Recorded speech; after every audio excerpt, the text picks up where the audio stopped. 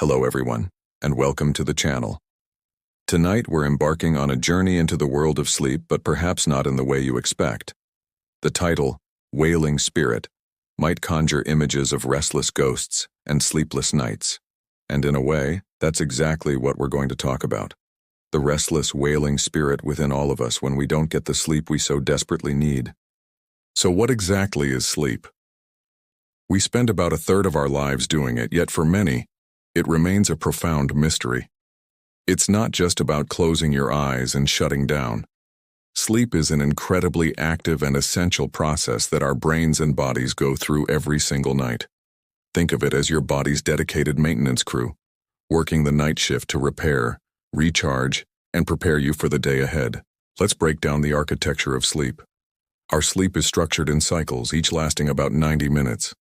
Within each cycle, we move through different stages. First, there's the light sleep stage, where you're just drifting off. Your muscles relax, your heart rate slows, and it's easy to be woken up. This is the doorway into the sleep world. Next, we descend into deep sleep, also known as slow-wave sleep. This is the real physical restoration phase. During deep sleep, your body works hard to repair tissues, build bone and muscle, and strengthen your immune system. If you've ever felt physically exhausted but woke up feeling refreshed, you have deep sleep to thank. It's the ultimate physical reset button. Getting enough of this stage is crucial for feeling energized and healthy. Then comes the most famous stage, REM sleep, which stands for rapid eye movement. This is where the magic of the mind happens. Your brain becomes incredibly active, almost as if you were awake. This is the stage where most of our vivid dreams occur. REM sleep is vital for cognitive functions like memory consolidation, learning, and emotional regulation. It's like your brain is organizing all the information from the day, filing away what's important and discarding what's not. It's also our internal therapist helping us process emotions. These cycles of light, deep, and REM sleep repeat throughout the night about 4 to 6 times for most people. However, the composition of these cycles changes. In the first half of the night, we tend to get more deep sleep. In the second half, especially closer to morning, the REM stages get longer. This is why you might often wake up from a dream. Now let's address the wailing spirit, that feeling of being drained, irritable, and mentally foggy. This is what happens when our sleep architecture is disrupted. When we don't get enough sleep, or the quality of our sleep is poor, we miss out on these critical repair and consolidation processes. Think about it. A single night of poor sleep can impair your attention, decision-making, and creativity as much as being legally intoxicated. You wouldn't go to work or drive after drinking. So why do we so often push ourselves to function on minimal sleep? Chronic sleep deprivation is even more serious. It's linked to a whole host of health problems, including heart disease, diabetes, obesity, and a weakened immune system. And what about our mental health? Sleep and mental well-being are deeply intertwined. A lack of sleep can amplify feelings of anxiety and stress. The emotional centers of our brain become more reactive, making us more prone to mood swings and negative thinking. It's a vicious cycle. Anxiety can make it hard to sleep, and lack of sleep can make anxiety worse. That wailing spirit is often our mind crying out for rest and emotional balance, which can only be found in the quiet sanctuary of good sleep. So, why are so many of us struggling to sleep? Our modern world is full of sleep thieves. One of the biggest culprits is blue light from our screens, phones, tablets, computers, and TVs. This blue light tricks our brain into thinking it's still daytime, which suppresses the production of melatonin, the hormone that signals our body it's time to sleep. Using your phone in bed is one of the worst things you can do for your sleep hygiene. Another common issue is an inconsistent sleep schedule. Our bodies thrive on routine. We have an internal 24-hour clock called the circadian rhythm, which regulates our sleep-wake cycle. When you go to bed and wake up at different times every day, especially on weekends, you're essentially giving yourself a mini dose of jet lag. This throws your internal clock out of whack and makes it harder to fall asleep and wake up feeling refreshed. Stress and a racing mind are also major barriers to sleep. When you lie down, does your brain suddenly decide it's the perfect time to review your entire to-do list, worry about the future, and replay every awkward conversation you've ever had? You're not alone. This mental hyperactivity keeps your nervous system in a state of alert, preventing you from relaxing into sleep. So, how can we silence the wailing spirit and invite peaceful, restorative sleep back into our lives?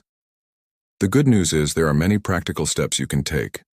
This is what we call sleep hygiene. First, create a sanctuary for sleep. Your bedroom should be cool, dark, and quiet. Invest in blackout curtains, earplugs, or a white noise machine if needed. The ideal temperature for sleep is actually quite cool, around 18 degrees Celsius or 65 degrees Fahrenheit. And please make your bedroom a no-screen zone. The bed should be for sleep and intimacy only, not for work or scrolling through social media. Second, establish a consistent sleep schedule. Try to go to bed and wake up at the same time every day, even on weekends. This will help to regulate your body's internal clock, and you'll find it becomes easier to fall asleep and wake up naturally. Consistency is key. Third, develop a relaxing pre-sleep ritual. You need to signal to your brain and body that it's time to wind down. This could be anything that you find calming. For example, you could take a warm bath, which can help lower your body temperature afterwards, signaling sleep. You could read a physical book, not on a screen, listen to calming music, or do some gentle stretching or meditation. The goal is to create a buffer zone between your busy day and your sleep time. Mind what you consume in the evening. Avoid caffeine and nicotine as they are stimulants that can interfere with sleep for many hours. While alcohol might make you feel drowsy initially, it actually disrupts the second half of your sleep, reducing REM and leading to more awakenings. Also, try not to eat a large meal or drink too many fluids right before bed.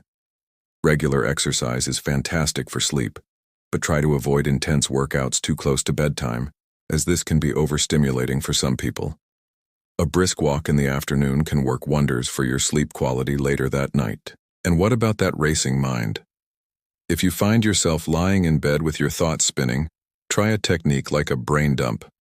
Keep a notebook by your bed, and before you try to sleep, write down everything that's on your mind, your worries, your to-do list for tomorrow, anything. Getting it out of your head and onto paper can provide a sense of relief and control. Mindfulness and breathing exercises can also be incredibly powerful. A simple technique is the 4 to 7, 8 breath. Inhale through your nose for a count of 4, hold your breath for a count of 7, and then exhale slowly through your mouth for a count of 8. Repeat this a few times. This simple act can help calm your nervous system and shift you from a state of stress to a state of rest. Remember, the goal isn't to achieve perfect sleep every single night. That's unrealistic and can create more anxiety. The goal is to build a healthy relationship with sleep, to respect its power, and to create the best possible conditions for it to happen naturally. It's about tending to your internal environment so that sleep can be a welcome guest rather than a nightly battle. So tonight, as you prepare for bed, I invite you to think about one small change you can make. Maybe it's putting your phone away an hour before bed. Maybe it's trying a 5-minute breathing exercise. Or maybe it's simply acknowledging that rest is not a luxury, but a fundamental biological need. By prioritizing your sleep, you are not being lazy or unproductive. You are making one of the most powerful investments you can in your physical health, your mental clarity, and your emotional well-being. You are silencing that wailing spirit and allowing your true, rested, and vibrant self to emerge. Thank you so much for joining this sleep lecture. I hope you found it helpful. Sweet dreams, and sleep well. Don't forget to like this video if you learned something new, and subscribe for more deep dives into the mysteries of our minds and bodies. See you next time.